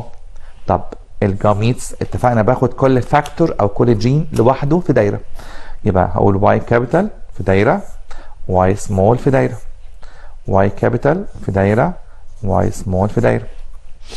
طيب F1 هنبدا نعمل probabilities او احتمالات ان ممكن مين يجي مع مين. ممكن الجين ده يجي مع ده، او ده مع ده، ممكن ده مع ده، او ده مع ده. يبقى y capital ده number 1، y capital y small ده number 2، y capital y small number 3. اخر واحد هيكون y small. وهنا كمان طالب مني بحدد الريشيو، النسبه بتاعت الجيل دوت. طب ده هيكون يلو صح كده، وكمان بيور، والاتنين دول برضو يلو بس impure، وده هيكون جرين بس بيور. يبقى النسبة ممكن اقول 3 to 1 لان فعلا عندي 3 يلو، ممكن اقول كده فعلا 3 to 1، ممكن اقول 1 to 2 to 1. ال two ratios both of them are correct، الاثنين صح. ممكن اقول 3 to 1 او 1 to 2 to 1، 3 to 1 او 1 to 2 to 1. So now let's move to another problem of connection the electric circuit. نروح لمسألة بسرعة كده قبل ما وقتنا يخلص، ازاي نراجع او ازاي نحل مسائل ال connection of the dry cells. You have 4 similar cells. EMF for each، انت عندك 4 بطاريات كل واحدة منهم 1.2 فولت. Explain by using diagrams how can you connect them to obtain a battery of EMF 2.4 volts with 2 different ways. هنا عايز مني ارسم الرسمه ديت او الكونكشن ده 2 different ways. هو بصراحه انا راسم له 3 different ways مش 2 different ways بس. طب هراجع معاكم كده، انا عندي 4 بطاريات 4 batteries كل واحده منهم 1.2 فولت، يبقى 2 batteries. انا كاني بالظبط اخدت نص البطاريه ديت، واتفقنا لما اكون دايما باخد نص القيمه الفعليه للام اف انا عندي 3 طرق. الطريقه الاولانيه هرسم 3 باراليل وواحده سيريز. الطريقه الثانيه هرسم 2 باراليل و2 باراليل واوصلهم مع بعض سيريز. الطريقه الثالثه عكس الثانيه بالظبط، هرسم 2 سيريز و2 سيريز واوصلهم باراليل. طب تعالوا نشوف مع بعض ازاي. اول طريقه هستخدم 3 بطاريات 3 باتريز زي ما اتفقنا كده، وهوصل كل البوزيتيف لوحده كونكتيف لوحده، والبطاريه الرابعه هوصلها سيريز. طب دي كانت 1.2 فولت وكل دول 1.2، يبقى فعل المجموع النهائي 2.4 فولت زي ما هو طلب مني. طب الطريقه الثانيه 2 بارلل، دول كده مجموعهم 1.2، و2 بارلل برضو مجموعهم 1.2، نوصل مع بعض كده مجموع الاثنين 2.4 زي ما طلب مني. طب الطريقه الثالثه كلها كده معلش صفحه جديده، ان انا هستخدم 2 سيريز زي كده، اوكي، والاثنين تانيين برضو سيريز، اوكي. طب 2 سيريز دول 1.2 يعني مجموعهم 2.4، ودي 2.4. طب واحد يقول لي كده مجموعهم 4.8، لا انا اخدت البرانش ده مع البرانش ده باراليل، يبقى فعلا مجموعهم 2.4. اوكي، يبقى عندنا 3 طرق عشان اوصل ل half the value of the EMF، نص القيمه بتاعت EMF. ايه هم ال3 طرق دول؟ ان انا هستخدم 3 باراليل وواحده سيريز، او 2 باراليل و2 باراليل واوصلهم مع بعض سيريز، او 2 سيريز و2 سيريز واوصلهم مع بعض باراليل. طريقه مهمه جدا الطريقه الثالثه دي. طب شوف سؤال تاني. using the symbols of that express the result of mating between white flower pea plant and the other red flower plant conclude their ratio. هنا مسألة بسيطة جدا، وحددي في الأول خالص إن ال 2 pea plant دول واحد كان ريد وواحد كان وايت، واحنا عارفين من دراستنا إن الريد هو الصفة الدوميننت والوايت هو الصفة الريسيسيف. طب بشتغل إزاي وراثة؟ parents ده ريد وده وايت، ناخد حرف الار. البيرنت هنا هيكون R capital R small. طب ليه انا ما قلتش R capital R small؟ لان هو هنا قال لي واحد ريد والتاني وايت، يبقى الاثنين بيور. طب الخطوه الثانيه الجاميتس، قلت هاخد كل فاكتور كل صفه او كل حرف لوحده في دايره لوحده. R capital R small. F1 هعمل ايه؟ هعمل probabilities هنجوزهم لبعض زي ما قلنا كده. يبقى R capital R small R capital R small R capital R small R capital R small. هيطلع الجيل الأول كله 100% red 100% red بس impure. طب ممكن يشتغل الجيل التاني it's okay. هناخد بس 2 من الجيل الأول دوت وليكن مثلا دوت ودوت R capital R small وهشتغل بيهم هنا. هكتب هنا R capital R small R capital R small. ده البيورنت الجديد عندي بالنسبة للجيل التاني. G F2. في حد اكتر من حد بيسالني يقول لي هو ليه سمينا الجيل الاول F1 يعني first generation والجيل الثاني F2؟ هو الجيل الثاني مش المفروض كنا نسميه second مثلا او S2؟ لا هو F هنا مش اختصار كلمه first، اختصار كلمه filial. يعني F هنا first filial generation مال الجيل الاول، و F2 second filial generation. يبقى كلمه F هنا او حرف F هو اختصار لكلمه اسمها filial مش first. filial F-I-L-L-I-A-L. That's okay. يعني فيل جاي من كلمه يملا، يعني انا كاني كده بشوف ايه هي البروبابيلتيز او ايه هي الاحتمالات اللي موجوده في الجيل ده او الجيل ده. R capital R small R capital R small. طب نعمل probabilities. ده ممكن يتجوز ده او ده، ده ممكن ده او ده. يبقى R capital R capital R capital R small R capital R small R small R small. هنا الريشيو زي ما قلنا 3 to 1 او 1 to 2 to 1. وطبعا التو ريشيوز هنا صح جدا جدا جدا جدا. اوكي another question that says برضه سؤال وراثه يمكن في بس فكره جديده شويه. بيقول لي crossing occurred between male and female of Drosophila. يعني حصل تزاوج ما بين اتنين من حشرات دروسوفيلا ذكر وانثى. each of them has a long wing. كل واحد منهم عنده جناح طويل. The result was 27 long wing individuals 9 short wing individuals. النتيجة كانت ان في 27 عندهم long wing و9 short wing. طب النسبة كده تقريبا كام لكام؟ يعني لو عملنا كده simplify مثلا ناخد بالنا كده من simplify 27 ل 9. اوكي لو عملت simplify قسمت على 9 هيديني 3 9 يديني 1. يبقى النسبة 3 to 1. يبقى زي ما قال ماندل بالظبط.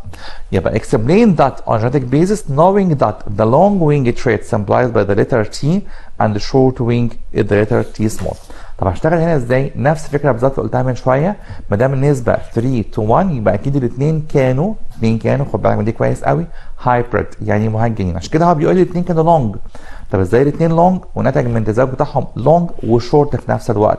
يبقى كانوا عندهم هما الاثنين الصفات الهايبريد او الصفات المهجنه.